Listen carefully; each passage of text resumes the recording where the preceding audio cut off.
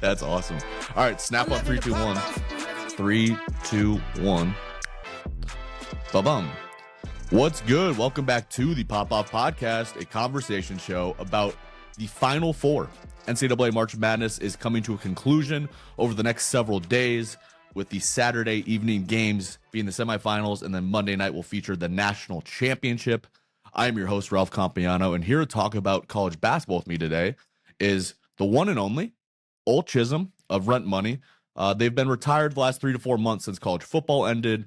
He's in the swing of baseball season right now, but really the biggest thing on the sports calendar for the last 3 weeks or so, and then maybe even before that, leading into like conference tournaments and whatnot, has been college basketball.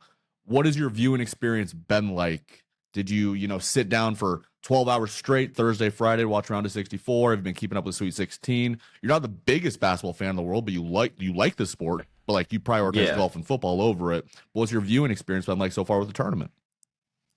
See this right here, folks. This is lack of melatonin. All right. I know my place in society. I'm not going to try to be a ball knower, but what I am going to be, okay, is an Alamo enthusiast. All right. And so with that being said, this is, San Antonio. We're back at the Final Four. And the city of San Antonio is one that I hold near and dear to my heart because it's the headquarters of my second favorite grocery store ever, H-E-B. The first one, of course, being Hy-Vee, because there's helpful smiles in every aisle. But as far as watching basketball has gone, like I haven't really watched the sport in a while because NBA is so technical now that I've almost lost my love of it. Like, it's harder to notice defense being played now because of how good they are offensively. But basketball at a collegiate level, or if you're watching it, sixth grade Pius versus Sacred Heart, you get to really appreciate the role players and the people like me that are going to shoot the ball maybe twice in a game, but they're going to set every screen. They're going to fight for every rebound. They're going to dive out of bounds every single time. They're the hustle players. They're the hustle guys. They might not be as athletic. I guess a lot of those teams, obviously all of those teams are eliminated. We have 4 1 seeds, but that's my love of March. I get to watch the accountants. It's the one time you get to watch the white guy on a full ride scholarship who's going to get like a Berkshire Hathaway job straight out of school. It's the first and only time in his entire life that he's been an underdog. And so it's fun to cheer for him in that setting because every other setting in his life, I hate it. So a couple counterpoints to that. The best player in college basketball this year is a white gentleman named Cooper Flagg. And he's a little bit different. He carries himself unlike most white dudes. If you ever heard him mic'd up, like he's different in that regard for sure. And then Con Knipple is another guy who's a little bit more like Midwestern from Wisconsin. He has the dairy arms. He gets red. But as far as like the role players thing, I think that's so interesting because the difference in the role players between these 1 seeds and the role players on, say, somebody like St. Mary's is that all of these role players can put the ball on the floor, shoot it, guard several positions, rebound. They can do the little things, but they can also do the big things. So that's where the difference is between St. Pius 6th grade and Malik Brown going from Syracuse to Duke. Like the role players are different. And that's the same thing for the NBA. Like you think of a role player in the NBA, it's like Lou Dort for the Thunder. That's technically a role player. Bubble goat. But like all defense caliber guy on that end of the floor, and then offensively shooting a career high from 3 this year. So you're not gonna be able to survive anymore if you're just like a Chuck Hayes level role player. But I'm glad you mentioned San Antonio as that being like, your home of the Alamo and the host for this year's tournament, or at least the Final Four. I think of Wembanyama, I think of Duncan, Ginobili, Parker. You think of a totally different set of things. But as far as that being like a venue for something like this, city going to be buzzing? Like, is this going to be, I know it's a big basketball city for the Spurs, but is it going to be buzzing on the count of like, Duke's there, Houston's there, and then Florida and Auburn?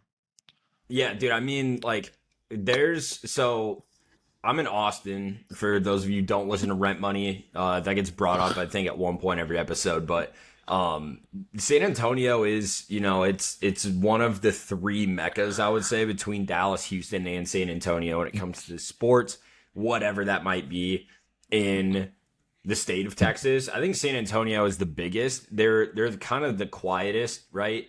like the Duncans, the Ginobili's, they're not the flashiest players, which is why it's kind of strange having a Wembanyama here. Like the flashy, and he's, I mean, not even inherently flashy by character. It's just, Mm-hmm. the literal avatar alien like is going to draw attention. So, Correct. but to your point too, like, and going back to the very first things you said, the white boys have, I think ever since last summer, I would say last summer was the first confirmed white boy summer that I can recall on record since Katrina. Yep. Stamped And by Chet because of Hanks. that, and because of that, you started to see this new era, the Cooper DeJeans of the world, the Cooper Flaggs of the world, a lot of Coops coming out of the woodwork, but more so a lot of white boys that are making noise, and they're doing it in the ways of athleticism like we haven't seen since the 40s, World War II. That was probably the most recent time, because I think after that would have been Pat Tillman, and I mean that was Code Blue, so you got to back that ass up. I think the one thing that we can take away from what we're watching and what we're witnessing right now is we're closer to racial equality than we've ever been. And that makes me happy coming out of Black History Month. Being a white man who has been behind in the world of athletics for years, to know that there is hope for my children. That is like, it's a good feeling, All of that being said, I think it is interesting from a San Antonio aspect as well, because that was, 2008 when they were in San Antonio was the last time that you had 4 number 1 seeds as your Final Four in March. And honestly, part of me loves that. Part of me loves seeing 4 number 1 seeds in March. Part of me really, really hates it. What's your thoughts? I love it just because I want to watch the best brand of basketball possible. If it was Tennessee instead of Houston, or name another 2 seed instead of one of these 1 seeds, I'd still be okay with it because I think it'd still be a really high level of basketball. Yep. But yeah, I mean, I've just always had the stance where it's like, I think it's awesome, when the 8-9 seed gets to the Final Four, but let's let it be somebody like UConn with like Shabazz Napier, who's on a hot streak, where it's still like a fun brand of basketball versus like, no offense to Jack Golke, but do I want to watch him play 6 games, or would I rather watch him play 2 halves, or 4 halves, whatever it might be. Yeah. But I don't know. I mean, like, I get it. We could have this whole conversation about like the NCAA and NIL and all this stuff, and how this is probably the future where these top programs are going to feast on a lot of these mid-majors, but I'm not as interested in that. I'm interested in the basketball aspect of everything this weekend. So I wanted to talk about both the games, but I guess I should ask you, like, I'm always curious about this because I've been hearing the sentiment across timelines on social media and whatnot, but like, one, I know you're a North Carolina fan, so did you ever have like this pure despisal of a Duke team? And then 2, what is your relationship to this one? Do you like watching them play? Do you still despise them? And then lastly, thoughts on Cooper. Yeah, I think just breaking down like growing up, like Hansborough and like that team was kind of my era when I Ty really Lawson. started to, yeah, like Ty Lawson, all those guys. Like that was the era when I started to really appreciate, I would say, basketball. I was raised in a Jordan is the GOAT household. And so North Carolina kind of became my bread and butter at a young age. Because of that, I would say, I tended to just hate Duke. Like it was one of those things you just, if you're a Red Sox fan, you hate the Yankees before you know why. If you're a Steelers fan, you hate the Ravens. It's just hate is one of those things that's just kind of wired into you as a sports fan. The more passionate of a sports fan you are, unfortunately, it has less to do about your team and it has more to do with hating other teams or other people. And so I don't know if there's necessarily a specific team. I would say maybe the JJ Redick era of Duke, because he was just stupid. And Coach K, I hated Coach K. Shire I like. He's a Coach K disciple that has less of an ego, and so it's kind of fun to watch. But like, no, I think that's the point that I was looking for, though. Is it K's absence? Is Shire more likable? Is it because people like kind of vaguely remember watching Shire from like 2009 to 2013, or I guess it'd be 2007 to 2010 for him? But like, you're right. Like you said JJ, so that was like kind of like after Leitner, they probably had a period where they're a little bit more likable with like Yep. Grant Hill, Battier, Jay Williams, Elton Brand. But then they went back to, we're going to have the most annoying white guy of all time on our team, Yeah. whether it's Grayson Allen or Filipowski the last couple of years. And this year's white dudes are like really likable. Like Cooper is probably the biggest high school phenom since Zion as far as getting attention before he arrives his freshman year of college. Maybe Wiggins was massive. I mean, it's a small list that Cooper's on. Yeah. He's a great one to bring up, actually, because I think people forget about the Ball is Life Andrew Wiggins mixtapes that we were watching. Like, dude, just Maple Jordan. Like, bigger than anyone. Like, I remember watching Wiggins, and I'm not a basketball guy at all. Like, the list of people that I watch consistently is like Derrick Rose, Wiggins, and then like Tavon Austin, and he's football. So there's, we're John switching Wall sports. mixtape, stuff like that. Like David Ortiz, October of 2013. Like, that's it. So when people are watching Cooper, I feel like everybody's at least watched him once by now. I've been thinking about him just like, one, like the context of this season, I think is going to be if he's able to win the national championship, which is a big if, because I think the other three teams are good and we're going to talk about them. It'll be the best freshman season alongside Anthony Davis and Carmelo at Syracuse. And when you watch him, I want you to look for these four players in him. The first one is the guy we already mentioned, Tim Duncan. As far as being, he does all of the little things right. There's a reason we called Tim Duncan the big fundamental. But then the other aspect of it is that Duncan played for the Spurs for 19 years, 20 years. They never had a season lower than 50 wins with him. And I think Cooper is going to bring something like that to whatever franchise he ends up with. The next guy is Kevin Garnett, the white version of Kevin Garnett. Kevin Garnett played every single game as if the opponent across from him slapped his mother square in the face right before the game. Like, it was just an intense fire. And I feel like it's not absent anymore because I think Anthony Edwards plays with it, but it's a select few superstars who externalize that. I think most Ron of them. Artest was a great one. But I'm talking about like super duper star. Like, I don't think, people are always bringing up the Jordan mentality, the Mamba mentality, this kind of stuff. I think guys have that, but they don't show it as much. Cooper's the kind of guy that shows it a little bit more. And then the next one would be Paulo and Tatum. So two forwards from Duke. Dude, and Tatum, I like, because I'm a Boston guy. Yeah. Tatum gets like almost the Russell Wilson treatment in the NBA where he's just clowned on and like everyone calls him corny, and it's like that's just who he is. Like you can hate him if you want to, but you're genuinely just hating this person. It's not a character. Like, he's not pretending to be somebody else. Like his interview after he won the finals where he's like, we did it, like, that's genuinely like, just Tatum's just a cornball, dude. Like, I guess he does kind of feel like but I really don't care about that stuff that much. No, I love watching neither. Jason Tatum play basketball. Like, same. And so the comp for Tatum is like, one, they're both from Duke, they're both forwards, but they both bring the ball up the court. Like, if you watch the finals last year, Tatum was essentially the point guard for that team, and Cooper's been doing that a lot more, I'd say the last month and a half. But where I think they're really most effective is we call it the short roll. So you'll see it a lot, especially when you watch Maluach, our big center, catch a lob at the rim. How did that happen? Well, typically where they're getting that action is Cooper sets a screen and roll, just like any other screen and roll you've ever seen, just a normal pick and roll, except instead of rolling all the way to the basket as hard and fast as he can, looking for the ball to score himself, he's doing a very small, short roll into a pocket. And the point guard or whoever's ball handling has to get him in that pocket. And then he's probably at the free throw line is where we're seeing him do a lot of his damage. Once he gets there, there's no defender in front of him other than Maluach's and the two guys in the corner, and we have devastating shooters in the corner. So they have to make a decision because that is a problem. That's a 4-on-3. Usually Maluach's guy is lifting up towards Cooper. Who's at the fucking rim? It's a 7'2" South Sudanese dude that is the most devastating lob threat in the country. So I think Tatum's really good at that too with Kristaps. I was gonna say, thank God he's not involved in that civil war going on.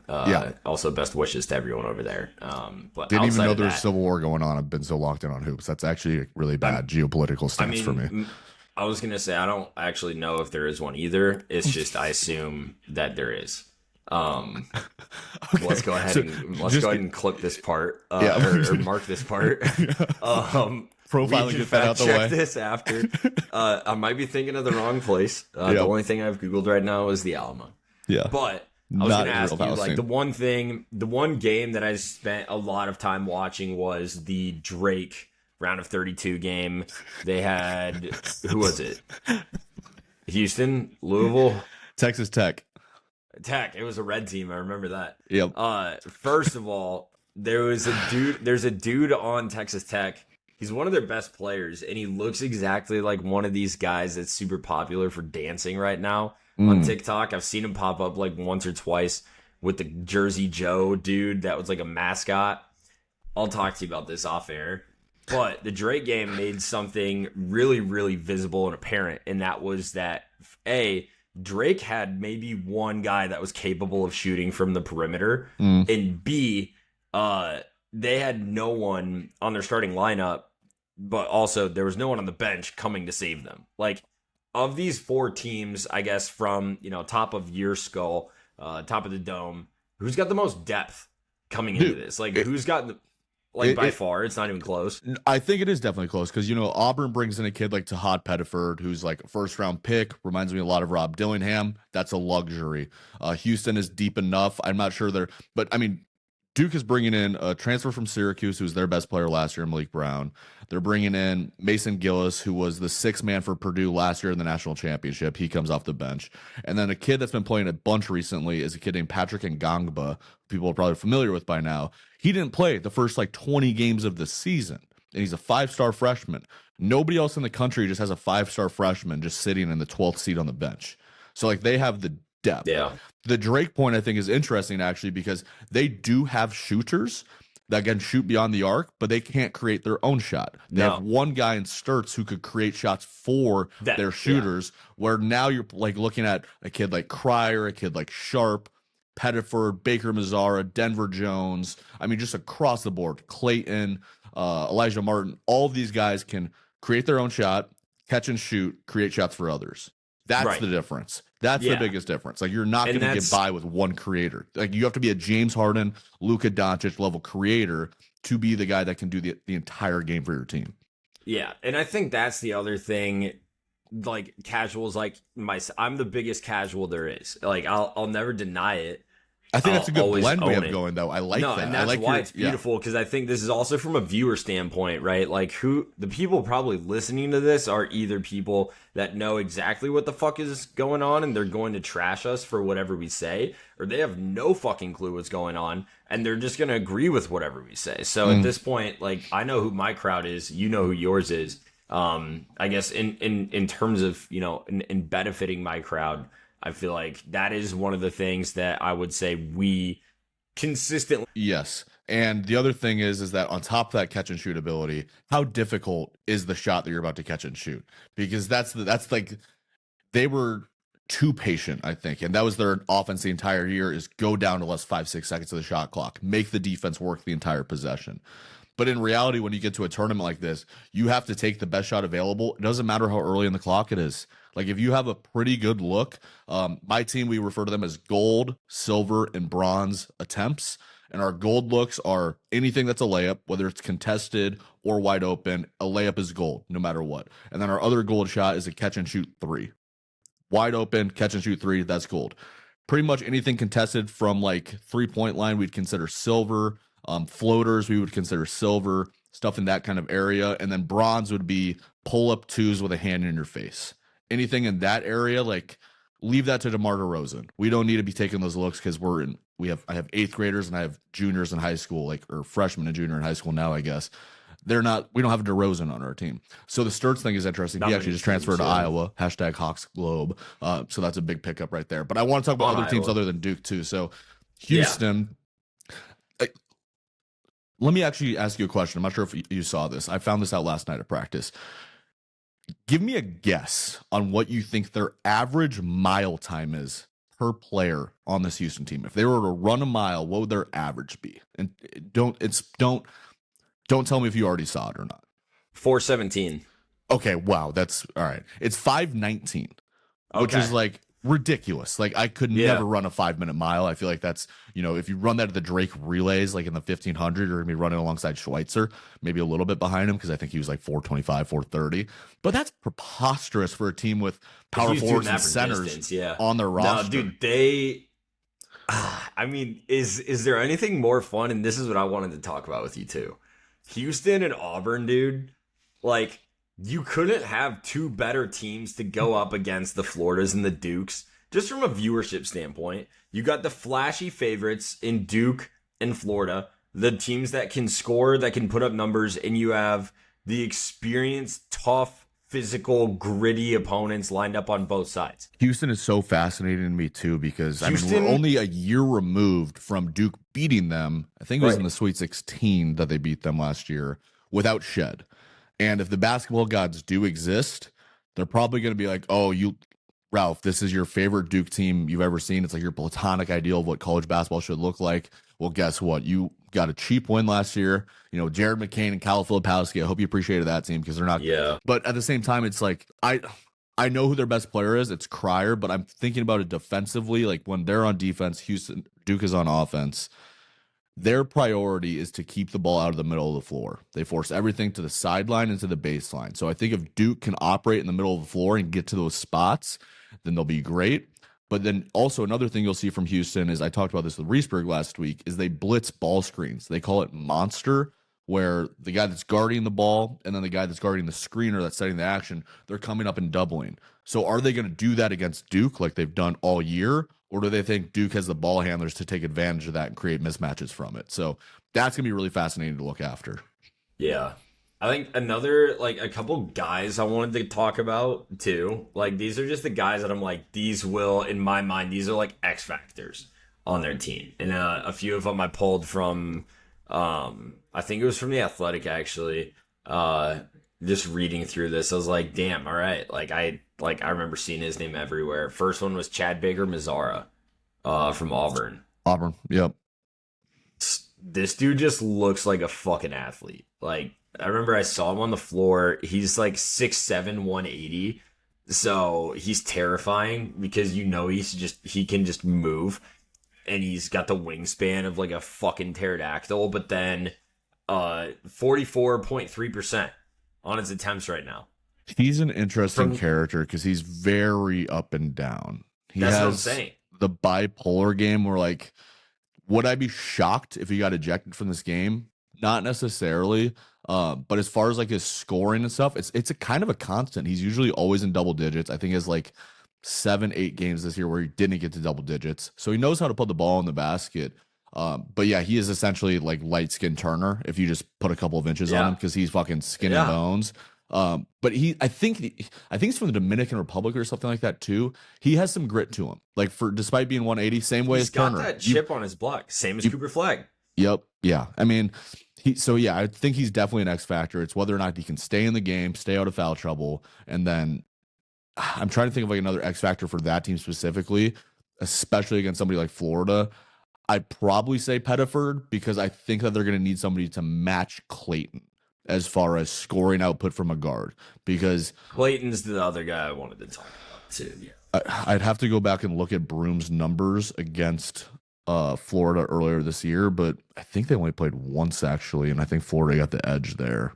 I'll go back and look. But go ahead, let's talk about Clayton because he has been a revelation for me the last couple of months. Broome is whatever. Clayton kind of gives me like the same feel in my heart I had when I watched Brad Beal play at Florida. Is that fair to say? Like, I think so, yeah. He's giving me a lot of Fred VanVleet, Wichita State vibes. Yeah.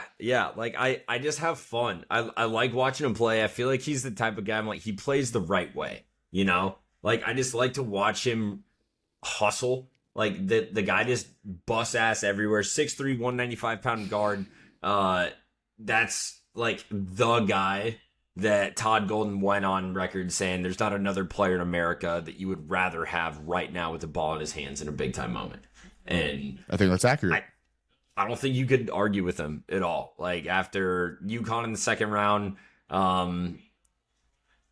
like you were starting to get comparisons, I feel like, in that game of like a Steph Curry. And I was like, don't. Like, we can't be saying this, can we? Like, but people still, like, I mean, obviously, you know, like, if you're going to be compared to someone, if it's for, you know, character reasons, make it Jesus Christ. If it's a rock band, make it Led Zeppelin. And if it's a shooter, make it Lee Harvey Oswald or make it fucking Steph Curry, because those are the best 2 shooters that I know. I mean, we are one night removed, 2 nights when people are hearing this from Steph. I think dropping he had 52 points and he was 12 of 20 from 3. So, dude, Steph, that's gonna be a stretch. But Clayton is unbelievable because so that in that Texas Tech game, the last 2 threes everybody remembers really well. The one especially where I think he got it underneath the basket, dribbled all the way out to the line, turned around, banged that thing. But I don't think people realize the fact that he was 1 for 6 from 3 before he made those 2 threes. So the confidence is there. That was the craziest part. Like he got from 1 for 6, which is 17% or something like that, all the way up to 3 for 8, which is, in that 43% range. Right. Like just with 2 shots, it takes nuts and it takes guts. 1, you got to have the nuts to make the shot and take the shot. And then 2, you got to have the guts to have the instinct to be able to get to the shot. Like you can't just be contested hand in the face, which he's actually been able to do all year, but he has the instincts to find the right space on the floor. And I mean, he's electric. I'm not sure he has the at rim finishing ability yet, but I think he has the touch to get there. I mean, yeah, I could do all the hyperboles in the world, but he reminds me of a lot of great guards. I think Van Vliet at Wichita State is probably the one that sticks out a little bit most. He's just a little bit taller than that. Yeah.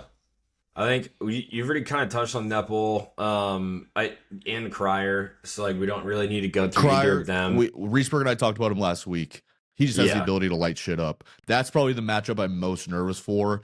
Uzan and Sharp. Vibes of? Who? This is going to be a wild comparison, but he's like the Steelers Antonio Brown of March Madness. Holy shit. Like 1,500 yards in a year on 125 catches? He just looks like he shouldn't be able to do what he's doing to you, but then you watch him do it and you're like, God fucking damn it, he's doing it to us. And we're watching it, and there's nothing we can do. I get a lot of to go from your football comp to a basketball comp again. I get Russ Smith from Louisville. Okay. Kind of that vibe where it's shot creator. I mean, I talked about the Iowa State game that Reesberg and I watched together last week, but he was a kid that you just know in college he was going for 30 to 40 every single game. He has some J.R. Smith to him too, a little bit shorter, but he's the matchup I'm most nervous about because I don't know who's going to guard him. I have an idea that Knipp will guard Sharp. Proctor will probably be on Uzan, and then maybe Sion James, who is built like a brick shithouse. If the Steelers are looking for a running back to replace Najee, maybe they go get him because I mean he's a force of nature. So the matchups, and I don't know, maybe Cooper on Jawan Roberts. I'm trying to figure all this out in my head right now, but I can't wait to see how they match up and how Houston matches up with them. I'm really excited. So we should probably do picks for this too. I didn't even think about that. And I got my picks. Don't you worry. But there's 2 more names I want to throw at you before we take it from here. Sure. I did my homework. First one's Florida, one's Houston, just to make sure that we spread love here. All right. Yeah. Elijah Martin. Yeah, Hooper. Bonafide Hooper. Tell me about him. So transfer from FAU. Obviously, FAU, went to, I think, the Elite Eight or Final Four 2 years ago. Yeah. They lose John L. Davis to Calipari and then Elijah Martin to Florida. He is very similar to Clayton in the regard that, if he gets a good look and his teammate has a great look, I have more confidence that Clayton will pass the ball to the great look. Elijah Martin shooting the good look. He's not passing up other teammates' great shots for his good shot. So there is a selfishness there, but that's also, when you have a score like that, you kind of want them to be a little bit nuts. You kind of want that selfishness. Maybe have a screw loose, something like that. Like Kobe, unconscious. Yeah, you want him to get it up. And then also at the rim, he's a posing athletic finisher. So I like him. I'm not sure I love him. I'll be curious to see if he does get to the next level. But as far as this tournament is concerned, I think he poses a lot of problems for a guy like Denver Jones or Baker-Mazaara, whoever's on him. I'd have to go back and look at what those numbers looked like when they matched up last time. But then I wanted to shout him out, just the FAU transfer. Yep. Love all my G6 boys. Rent Money listeners know this as well. Last one, though. Milos Uzan out of Houston. Yep. So he's the Shed replacement. This is the Shed replacement. Big guard. 6'4". Similar to Proctor. You look at Proctor, you're like, oh, he was playing point guard at the beginning of the year for Duke. They've moved him off the ball now because he's been more effective as an off-ball mover and catch and shoot guy and then operating in their off-ball pick and rolls. But Uzan, I think he's a better distributor than probably anybody else left in the tournament other than Cooper and Clayton, who we've already talked about. He has this kind of like, I don't know who to compare him to because he's slender and he's tall and he's wiry. I think this would be if Shai Gilgeous-Alexander is Coca-Cola, then take Diet Coke, take Coke Zero completely out of the equation because Milos Uzan is not that. Whatever the store brand Coke is, that's Uzan. And I'm not talking about SGA now for the Thunder. I'm talking about SGA at Kentucky. So he's kind of got that to him because like he can get to the mid range in the floater. I like his catch and shoot three. His mechanics are a little bit weird on the shot, kind of like SGA. But ultimately, I think he's a damn good distributor and kind of a perfect point guard for this team.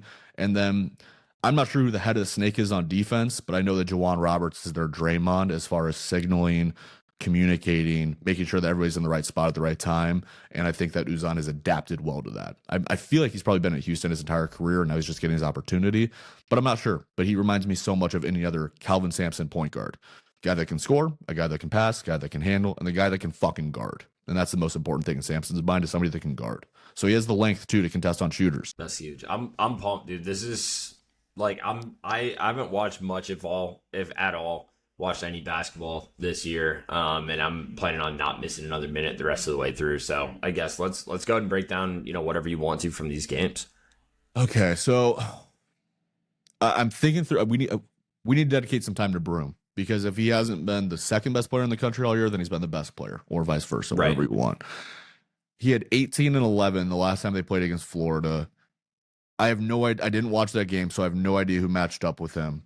Florida has a crew of big guys and a couple more white dudes that we can shout out, and Alex Condon and Thomas Hoff. What's up, boys? They're good. They're good. They're athletic. They're long. They play hard as hell. But do they throw somebody like that at him, or are they putting, what's his name? I think it's Chinyelu, their big guy, number 9. Is that guy, Chinyelu, is he going to be on Cardwell, who is Auburn's version of that, just a enforcer, big walking muscle?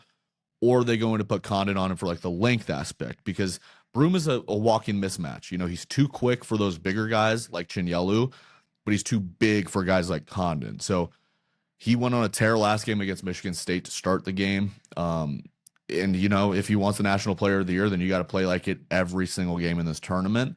But luckily for him and Cooper, they have enough teammates around them to, if they're not at their A+ game, then they can just bring a B- game and their teammates will lift them up.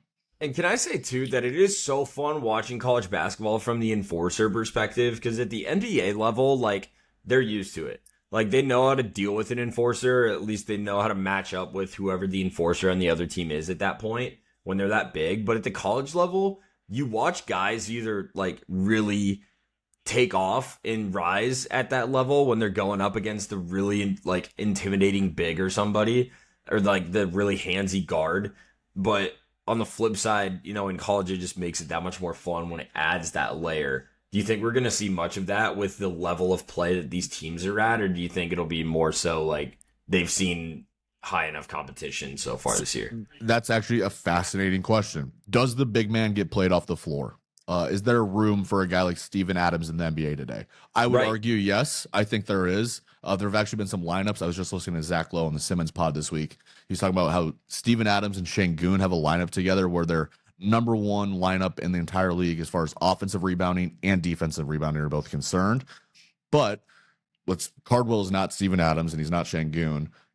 Does that make Bruce Pearl be like, all right, Florida's going fast. Let's get Chinyelu and Cardwell out of this game. Let's put Broome at the 5, and let's just put 4 guards out there with him. Let's put out Miles Kelly, Baker-Mazaara, Denver Jones, and Pettiford. That would be fascinating. That's going to be a high-scoring game, and if that does happen, if you see that happen, take the live over, because there are going to be points, because it's going to be spread out. It'll look like an NBA game, because they have NBA talented level players. And I feel like if it's Houston involved, that's not going to happen. They're going to slow the pace down. Yeah. That's, I don't know. I don't know where to go, but I digress. I just wanted to pick your brain on like the art of the big man. I feel like it's almost like a fullback at the NBA level, but then at the college level, you see every team in the fucking MAC in the Big Ten, they still use them. So fullbacks. That's fascinating because it depends on the team. Like Duke still has their centers. Like they're always going to have that rim threat Maluach. But he's a little bit different than Cardwell. Like, I feel like they trust him more as a passer. They'll bring him outside to the 3-point line a little bit more. He's actually made a couple threes this year. And I think Houston does the same thing with Roberts. Like, he's their center, I believe. Maybe he's their power forward technically. I'm not sure where. So let me ask you this then, because this is the ultimate question. Not to interrupt you, but to get to, like, for the casuals out there, like when I see like a Tyler Warren from Penn State last year, right? Like that's a tight end, but he's really just a fullback, right? Like if fullback still existed, Tyler Warren's gonna play fucking fullback because Tyler Warren wants to go out and just hit somebody and get those, run out to the flat, catch a pass, and take it for 40 yards, whatever. Like the old school mentality is more so what I'm talking about here. Not the physical stature is for sure there too, but the old school mentality of like Johni Broome could be like, I mean, like he's what, 6'10"? Like he would never be 6'10", 6'11". Yeah, I'm not sure. He would never be a center like 15 years ago. But like today, like you just said, you could run him at the center and then 4 guards and you'd be chilling. Yes. I think that. But no, go ahead. Is he a tight end or a fullback? Like that's the question. Like I think Broome is more tight end because you can plug and play him. You can put him in the slot. You can put him on the line. He's like a true 4. Yeah, he's like a Kyle Pitts. Yeah, I gotta stop making football. No. I like it. Also, I like it because I hear what you're saying. Like Cardwell would be Patrick Ricard for the Ravens. Like that's what he is. And then Broome would be, Pitts might be generous because I feel like they just play Pitts at the fucking X. But maybe Kittle, because I would put him at fullback in the pistol. I could put him on the line and have him block, and then I could also put him in the slot and make him, throw a bubble screen to him or something like that. And Cooper's probably the same way. Cooper might be a fucking small forward in the NBA. Like Kelsey. Yeah, well, I don't know. I think he's like Odell Beckham Jr. Like, I really think he's special. But that's actually probably reserved for the guys Odell like Beckham Pettiford. Jr. never had a good season. He had two or three good seasons. He had like two. He had like 2 really good seasons. Yeah, he's that version of him. Don't insult Flagg like that. You're right. My bad, King. I'll look out for your own boy. What are the spreads on these games? We have Duke Houston 2.5 or 5. It's 4.5 for Duke Houston, according to ESPN Bet, which I don't know anybody that uses it. And the total is 135.5. So that's the later game. Let's do that one next. Let's do Florida Auburn first. So this Florida, is the one Auburn we're looking at the over on. Yes, it's 2.5. Florida's the favorite, and the total is 159.5. The last time that they played, it was 90-81, and Florida won at Auburn, which is a huge win, probably their best win of the year. As the guy that, I've stated this, I've already stated this, and I'm coming out. A regular season win on the road is big, but it's going to bite you in the ass come March. Oh. That is bulletin board. Like, that is fuel. That is, like, who wants to win that game more than anyone now than, like, Bruce Pearl and Auburn? Like, I mean, that's just, like, it's just the extra little... It's just a little flavor on top of everything else. Bruce Pearl is definitely the number 1 coach out of these 4 teams that would want to deliver a pregame speech about losing to this team previously in the year at home. Yeah. Like, and watching Broome under Pearl too, Morehead State, got to give love to my G6. Watching him under Pearl and like become a guy, like become the guy. Literally, like not knowing who he was to now everyone knowing who he is, myself included. Like that's the type of shit that makes March really cool, really fun. Is you have the Cooper on the other side of the bracket, but then you got the Broomes and these other players that come out of the woodwork. And so I don't know, what do you think? Golden versus Pearl, do you think they get out and run it, or do you think that it does kind of go to the middle and all roads lead to Rome? That's a great question. I would lean towards, so here's one thing. Every single year at these Final Four tournaments, they elevate the floors because they're usually playing like in a football stadium, like Lucas Oil or something like that. Fucking hate it. As a basketball person, like I don't like that. It's my least favorite thing to watch guys get up and climb up on the floor to check in. Just to check. Like it's a hazard, right? It looks terrible. Like if you're gonna do that, go all the way to playing on like what was it when North Carolina and Michigan State played on that ship outdoors? Yeah, like just do that. Like if we're gonna go to this level, do something crazy like that. Otherwise, put them in a fucking gym. Put him on a fucking carrier or put him at like the Grub YMCA. I'm Yes, sick one or and the other. tired of this fucking. Or put him in the middle of a NASCAR pit. Let's do that one game. One game we solve racism by putting a basketball game in the middle of a race car, like NASCAR track. That's my political party speech. You name it. Like, what So are you're we? taking, Have you you're seen how taking big Auburn. the pits are there? You're taking Auburn plus 2.5 then. Yeah, no, I'm taking the experienced, gritty, physical, Bruce Pearl led SEC inhabiting Auburn Tigers. I think that they're underdogs because they are less likely to win in the terms of like scoring more, but at the same time, and don't call me crazy for this, I feel like they're less likely to lose at the same time. Sure. You know what I mean? Yeah, no, I hear you. I like the mention of experience. So this game is at 5:09 Central Standard Time, Saturday evening. I'll go with Auburn here too. I'm actually with you because I feel like, the entire year I pretty much exclusively watched Duke during the regular season. I tried to get to a few Iowa State games and watch a couple of other teams. But the entire year all I heard was, can anybody beat Duke or Auburn? Are they destined to play against each other in a national championship? And it feels like that destiny, the fact that they're both in the Final Four, they really made it here. It feels like we're marching towards that. So that spoils my Duke pick, I suppose. But yeah, I'm going to take Auburn. I'll take a money line even. I'm not going to touch the total because I'm not sure yet. But when I see the game, I might take the live prop, depending on where he gets to. All right, Duke Houston. Duke is favored by 4.5. Total is 135.5.